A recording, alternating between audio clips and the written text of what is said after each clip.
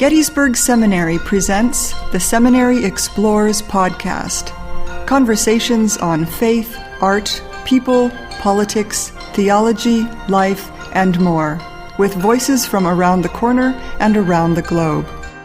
Good day. Welcome to the Seminary Explorers. My guest today is Dr. Joseph Donnella, who is chaplain of the college in the Office of Religion and Spiritual Life. He's also adjunct professor in religious studies at Gettysburg College. Welcome, Joseph. Thank you. It's good to be here. Okay. You're part of what has become a tradition, the top stories in religion of the year. And so this is 2016. And so we'd like to ask you, or I'd like to ask you, some of the top stories that you found in 2016. And so I'm going to start off. What is your first topic? Well, I don't know if there's really an order to this, except that the thing that came to my mind most immediately was the Black Lives Matter movement. And the reason I think of that as a religious topic is primarily because it has to do with some deep-seated problems in American life.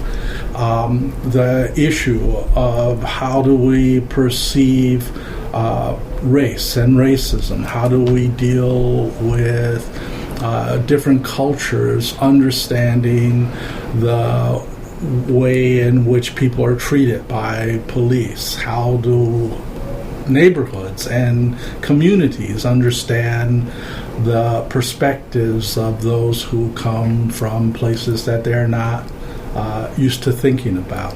Well, it seems to me that this is a really a headline topic in 2016, but it's been a topic over the decades in the last century, and even before that. I think of Du Bois and the two consciousness, and the issue in the United States is that of race. Sure. Well, one of the things that I just to use yesterday as an example, if I might, we did for the community here at the seminary an evening program that was sponsored, I guess, by the seminary and Citizens Against Gun Violence and the Interfaith Peace and Justice community here in Gettysburg. And one of the people who got up to speak talked about how this community, Gettysburg, is perceived as a very safe community, and people didn't understand what was going on in a more urban-centered context. And I thought, well, there's a degree to which that makes sense, except that you wonder how long it takes people to hear other people. Everyone who lives in this community didn't grow up in this community. And I recall sharing that I grew up in Chicago.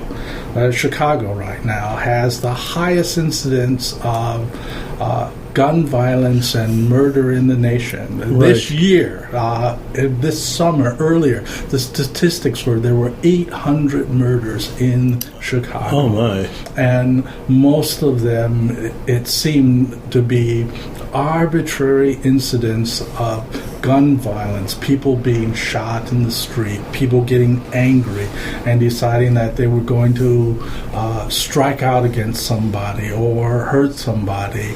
Right.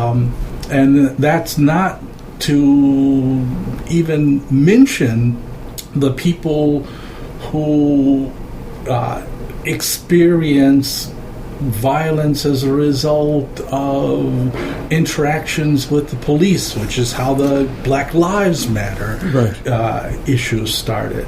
But I remember sitting there and thinking, as this person was talking, so do I sound naive when I say that I grew up with the understanding that at any given moment violence could erupt and I could be victimized, so that I have a sort of cautious some people would say paranoia about the world around me, but well, particularly if you grow up in the urban areas, for me in Brooklyn, New York, it's one of those constant things that you think about. Right. But I think when you live in a small in the small towns, you become oblivious. You try to become oblivious, and yet you can see from the newspaper accounts that the same things happen. Oh, sure. In small places. Well, and I guess that's what was striking to me, because there was sort of this attitude of this never happens here, or it could never happen here, and yet even the person who was speaking says, well, it could happen here. Right. And there are enough cultural misunderstandings that there's probably going to be a day when it does happen here. And how will we help people to understand? Well, the beginning of the Black Lives Matter movement, when the people came to the college to speak, we kept hearing the all lives matter, and of course all lives matter. But as was said over and over again, the reason for saying Black Lives Matter is because Black lives were forgotten. They've been the people who've been overlooked in political discourse and national discourse. How could this happen?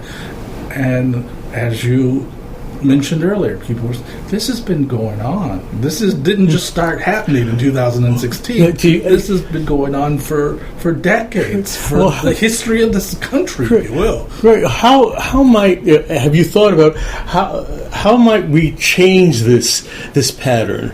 Okay. Any ideas on that? Well, the first thing for me, and I guess what captured me, is we have to open ourselves up and hear and listen to communities that sometimes feel under siege, and then we must ask the next question of, so what do we do? How do we change this behavior? How do we stop the kind of heightened sense of fear that says that somehow in many instances, a black male is more threatening and foreboding than someone in a white community who's perceived as a part of the community, and even though they might be engaged in the same kind of behavior as a black young person, right, somehow they're not a threat, while a black person doing that is perceived as threatening. How do we change that? How do we change the attitudes? How do we get people to recognize the essential humanity of everyone, regardless as to what they look like or what they believe or where they come from? I think that's perhaps the essential religious question. Okay. Yeah. Well, thank you. Going on to topic number 2, I think you identified as a need for immigration reform. I know during the election we heard a lot about immigration, but what is your thoughts on that? Well, again, it as I look and I've responded and I've heard what's going on, the first thing that struck me this year was we were hearing about the need for relief for immigrants from Syria, from war-torn captivity. Yes. And the political discourse in this country became, to be kind, zany. People of Islamic backgrounds were somehow now targeted as potential terrorists. We've done that sort of thing in the past in this country, but it makes absolutely no sense, especially when our claim is that we welcome people seeking liberty, seeking freedom. Right. The Islamic people that I know are not even close to being people that you need to be frightened of. They want the same essential human conditions. They love their families. They love the communities they're a part of. They seek to contribute to the society. And yes, they may approach that with some religious and cultural difference in the background, but that's no reason to close off borders. But it's not just the Islamic community. Growing up in Chicago, Chicago's a fascinating city. Every immigrant group in the country is right. there. And when I was a kid, I just could not imagine what it would have been like to say to people of Hispanic background, you're not welcome here. The contributions that were made to my own life, to the city in general, by people who came from Mexico or Puerto Rico or Latin America, right. were just astounding. And the idea that we need to shut off this group of people from a welcome in this country, it makes no sense to me, especially when we look at the overall patterns of migration and the history. We forget that most of Southwest America was the United States of Mexico, not the United States of North America. And right. that in land grab efforts, we claim territory by war and by all sorts of practices that were certainly we'd frown on now yes. if we did, right? Yes.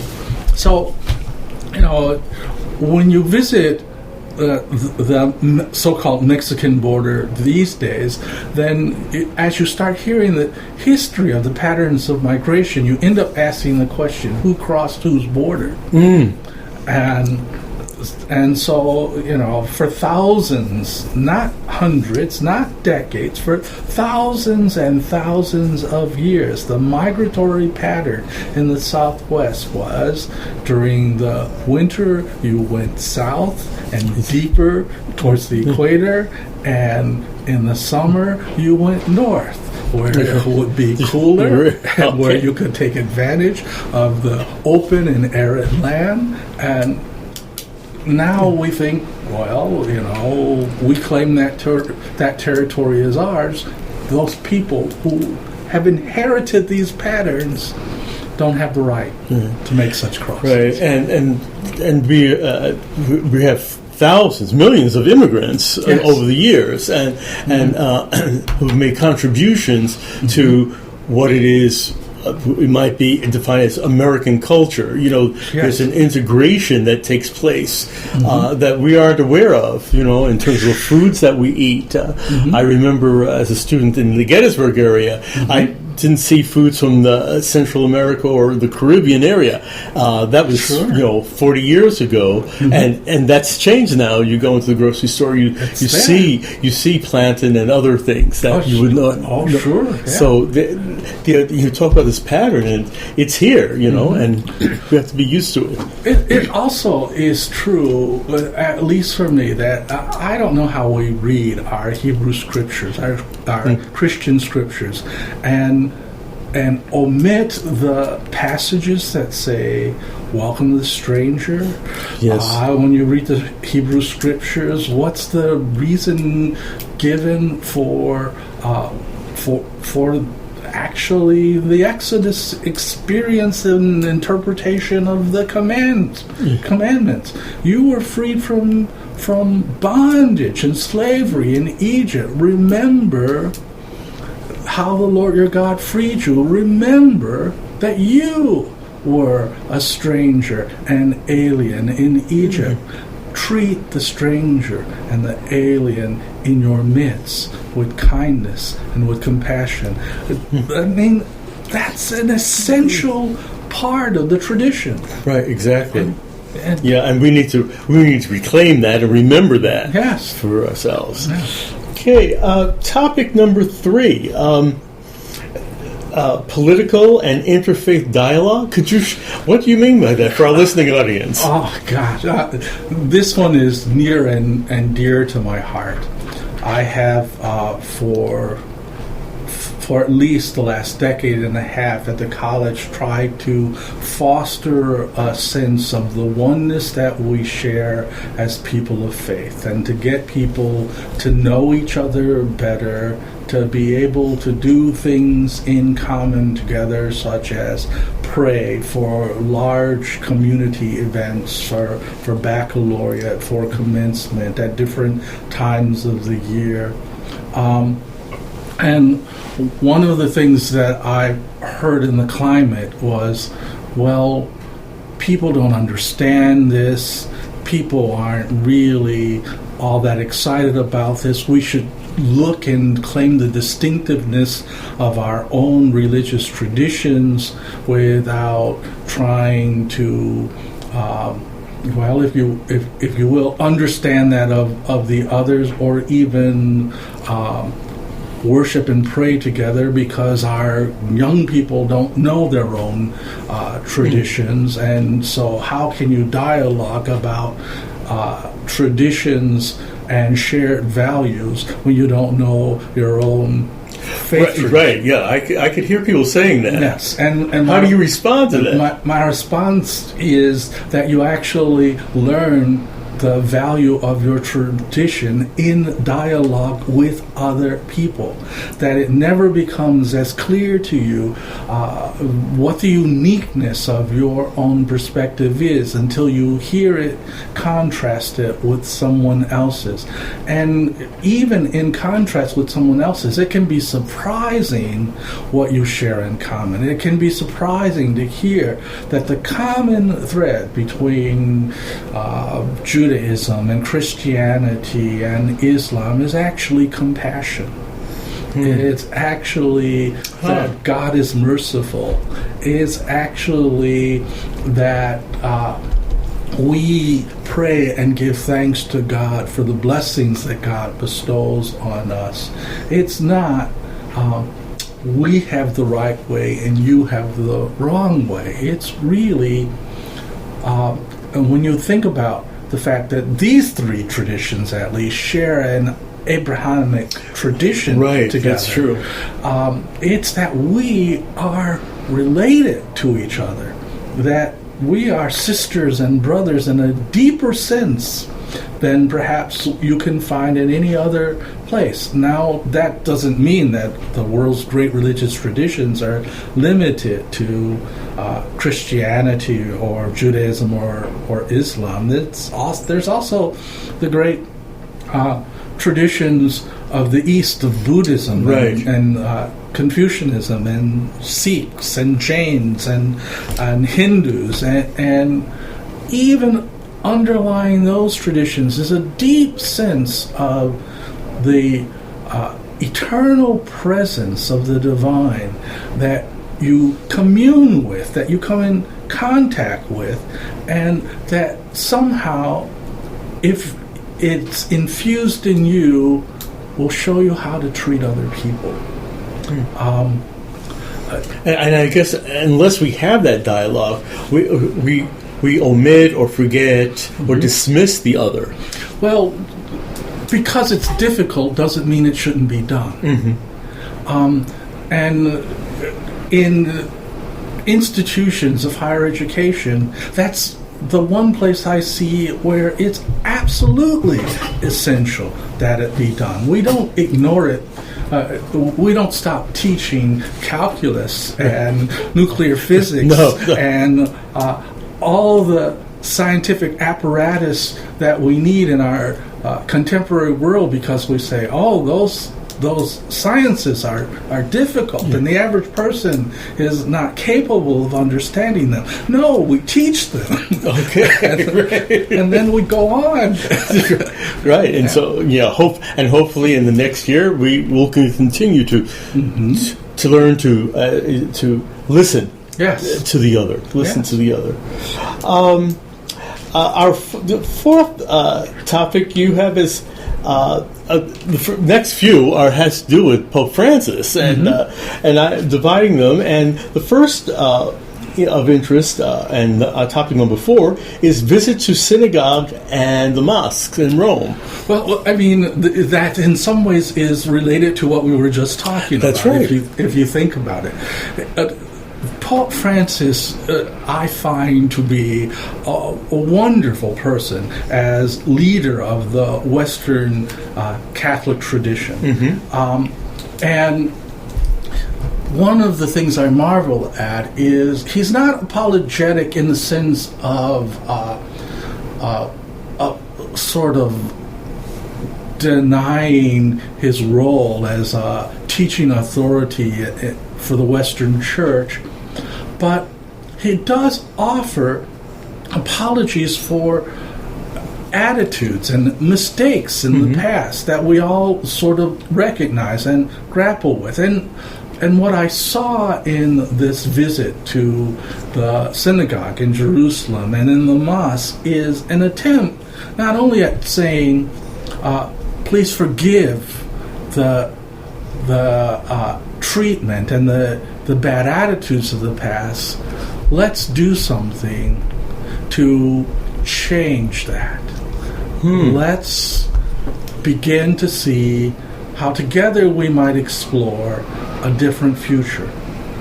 And that's a very different attitude than the kind of retrenchment of, our position is rock solid, and you either become what we are, or to me, this visit indicates openness to the other, and openness to one's fellow human being. In terms of the leaders in these two religious groups. So that does change, helps to change an attitude. Yes, helps change an attitude. Number 5. In terms of interest, is you have as the Vatican II and its declaration of the Church in the modern world. Say something about, one, Vatican II, because I think many in our listening audience might not have been born during Vatican II. I forget that sometimes. I guess it is true. Vatican II has been subject to such radical interpretation, in a sense, some reframing, some saying in a sense that it was a mistake, and that now what we have experienced more recently is a kind of return to an old world understanding of Catholicism. But Vatican II did some really significant things, and this Church in the Modern World and Nostra Aetate, some of the other encyclicals do some things with the Christian community that are just marvelous. One, Rome declares that the other Christian communities are indeed sister churches. And that they are validly, although they do offer sort of a tongue-in-cheek caveat that they're not fully expressions of the church, but they are expressions of the church and should be recognized. And I think that is something that's worth underscoring. But there's also something that comes out not in Nostra Aetate, but in the Vatican's approach to other world religions, where in Vatican II it says God is present fully and completely in the other world's religious tradition. Now that is definitely a radical view, or a stark demarcation from before, or the attitude from before. Yeah. One of my teachers, and I may have talked with you about this before, a Holy Ghost father who was a missionary to the Maasai tribe in Africa, Vince Donovan. I remember sitting in his office and talking with him about the church's attitude towards missiology. And Vince said, when I went to the Maasai, the attitude of the church was that we were bringing the gospel to the Maasai. after living with the Messiah for 25 years, I realized that we weren't bringing the gospel to the Messiah. The Messiah already had the gospel. God was already there. All we were doing was trying to figure out how, in fact, the God that they already knew could be expressed in the context of a Christian worldview. Oh, that's a powerful statement. Powerful statement. The understanding that God is present in the world, in world religions, in people, which was a really vital and significant part of the Second Vatican Council. I think this Pope embodies in his interactions with people more fully than his predecessors did. Right. It seems like he's. I think of Pope John the 23rd. Yes. And then I skip to Pope Francis. So much has happened in between, but he seems to carry the voice of and the words of Vatican II. Yes. And that's very helpful. Will be very helpful to us. Yeah. Your sixth item reflection has to do with, again, Pope Francis, but this time with Lutherans and his visit to Sweden and the Lutheran World Federation. There have been some sort of interesting trickles. Francis declared that he was going to go to Sweden, that he was going to participate in a visit and prayer service with Lutherans to commemorate the start of the 500th anniversary of the Reformation. He also asked the question, again, can something be done to move our communities towards fuller communion and fuller dialect? One of the things that I remember, and it's been a long time since I was a college student now, but I'll make no comment. but I remember as a college student that one of the things, and this was back in the early 70s, one of the things that was significant that came out of the Second Vatican Council was that the condemnations of Luther had been retracted. Right. That's right. We still have people in both of our communities acting as if those condemnations still are in effect, and consequently some of the attitudes is that if you're a Lutheran, you're supposed to hate Roman Catholics. If you're a Catholic, you're supposed to hate Lutherans. It makes no sense. It actually makes no sense whatsoever. So to hear Francis say, I'm going to go, I'm going to pray, I'm going to participate in this commemoration of the Reformation, in some ways is an implicit acknowledgement that the Reformation was necessary, and that there were, as the statements that have arisen, there were mistakes made on both sides. There was truth on both sides. And I love the fact that we were present for that joint signing on Declaration by Grace Through Faith. Right. Where, in fact, the statement was made that the two churches no longer needed to condemn each other's essential teaching, but recognized that they were perhaps opposite sides of the same coin, that they were articulating essential aspects of the gospel in different ways, but that at root, their understanding of the gospel was a shared and common understanding. That's hopeful. That says that I don't have to base my religious perspective on antagonism towards someone who expresses that differently, or understands that differently. And very helpful. It's very helpful to us. And the seventh the seventh item, in terms of 2016, again has to do with Pope Francis, and this has to do with his apology to other Christian communities. Yes.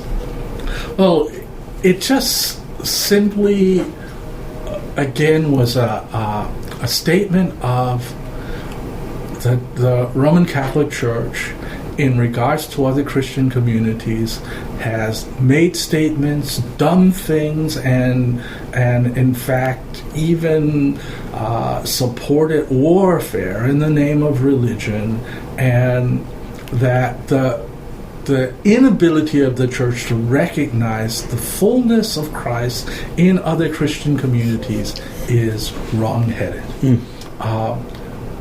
That, again, to me, is hopeful. It says, yes, it's possible to be fully a church, fully an embodiment of the presence of Christ, and to be related to Rome without having to necessarily be Roman.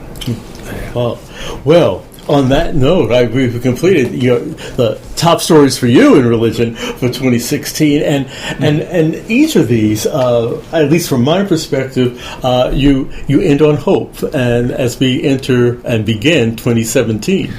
Well, I think right now the only thing we can do is hope. Indeed.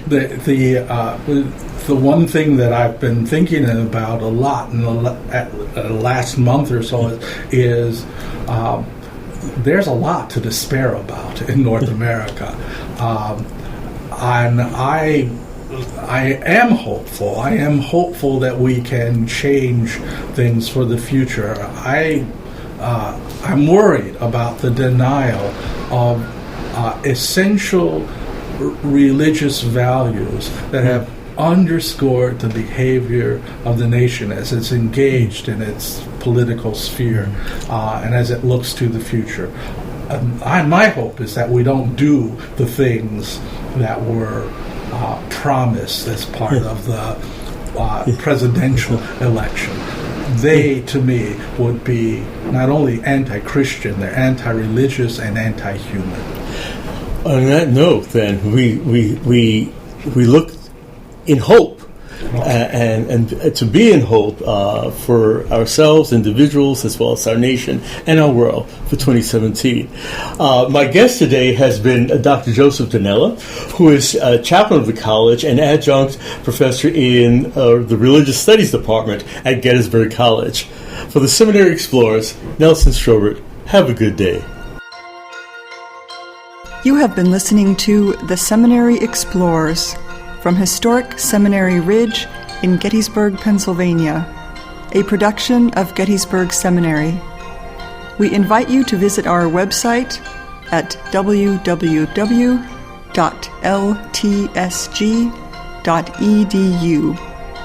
Opinions expressed on this program are not necessarily those of Gettysburg Seminary or the Evangelical Lutheran Church in America.